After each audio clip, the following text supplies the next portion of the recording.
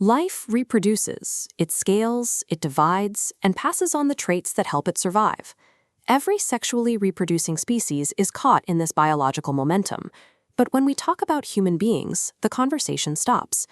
The horrors of 20th century state eugenics, forced sterilization, racial ranking, and the camps taught society to flinch at words like fitness or trait selection. We began to speak in euphemisms, pretending that human selection simply vanished. The Jeffrey Ray Ameston annul functioned as a cultural heat sink. The tabloid gravity of the story pulled all our attention toward a single, lurid point. In that vacuum, any mention of human fitness was immediately framed through the lens of a secret island and a list of monsters. The documented record actually points to something less satisfying than a villain team-up. Jeffrey Epstein and Donald Tubb stood at completely opposite ends of the same ancient activity, sizing people up and choosing among them by their traits. While the country stared at an island scandal, the real machinery of human evolution quietly moved out of the public ballroom and into unregulated laboratories. Human societies have always built loud, public rituals for ranking physical traits and status.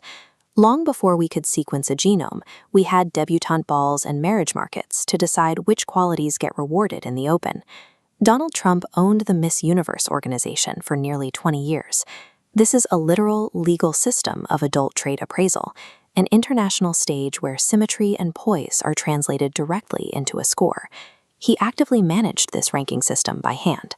On leaked pre-show audio from 2009, he described a practice named the Trump roll. He would walk the lineup, override the judges' early picks, and sort the women into advancing categories based strictly on his own visual standard. This instinct for physical appraisal eventually scaled into statecraft. Trump publicly credits his own stamina to very good genetics, treating biological fitness as an inherited advantage. During his presidency, that view translated into explicit policy, campaigning for a baby boom, signing executive orders on IVF, and legally putting the state's thumb on the scale of human reproduction. This is the public face of the continuum. Trait selection performed as open theater, legal policy, and societal branding. Take that exact same sorting instinct, remove the cameras, and push it completely out of sight, deep down into our biology. Jeffrey Epstein funneled millions into Harvard's program for evolutionary dynamics. He bought his way into a network of transhumanist pioneers, securing office access and cultivating scientists who viewed human biology as an engineering problem. Epstein functioned as a private, grandiose symptom of a much larger shift. His obsession with seeding the race with his own DNA was the debased shadow of a trajectory already maturing in respectable laboratories, the drive to treat biology as something to be designed. That science is already operating. In 2019, Harvard geneticist George Church backed a DNA-based dating app designed to run quietly in the background of ordinary swiping, filtering out matches between people who carry the same rare disease mutations. Commercial labs now score embryos for complex traits, charging couples to rank statistical odds on fluid intelligence and physical height. Add in vitro gametogenesis, manufacturing human eggs from blood cells. With limitless embryos, the room to select and optimize becomes infinite. Our technological capacity to engineer human lives has outpaced our cultural ability to even acknowledge it as happening. Surveys show nearly 80% of Americans approve of using technology to skip a family curse like Huntington's.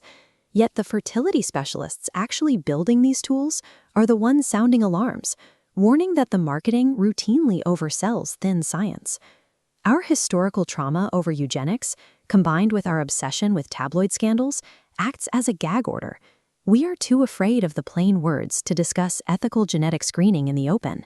But the research is advancing anyway.